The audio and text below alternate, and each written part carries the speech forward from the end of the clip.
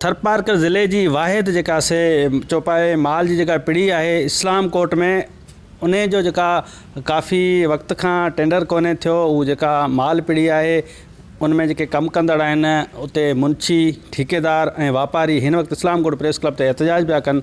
अचो त उन्हनि खां पुछूं त कहिड़ो उन्हनि जो मुतालबो आहे। 3 हिन खां पहिरीं टेंडर थी चुका आहिनि जेके उहे डिले कया विया ऐं अॼु बि असांजी इस्लाम कोट टाउन कमेटी में असांजी जेका डिपॉजिट रखियल आहे असां उहा खई न आहे ऐं अञा ताईं असां रिफंड न कई।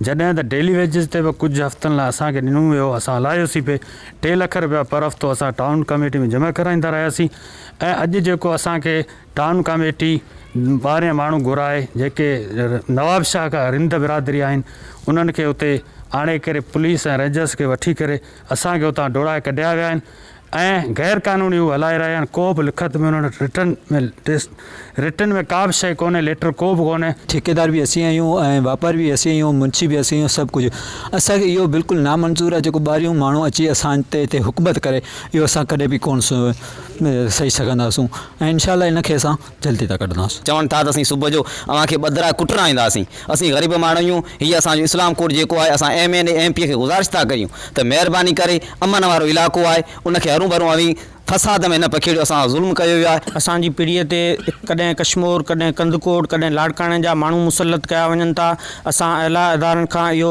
मुतालबो कंदासीं त महिरबानी करे हितां जो जेको हक़ आहे उहो मक़ामी माण्हुनि खे ॾिनो वञे। 3 दफ़ा एक्शन डिले थियो। हिकिड़ो त चेयरमैन जॾहिं हुआ चेयरमैन साहब हुआ, हिन वक़्तु हुनजो मुंदो ख़तमु थी चुको आहे ऐं उनखां पोइ एडमिनिस्टर टाउन कमेटी इस्लाम कोट जे हक़ में असांजूं कार्ड पास्टूं मौजूदु आहिनि।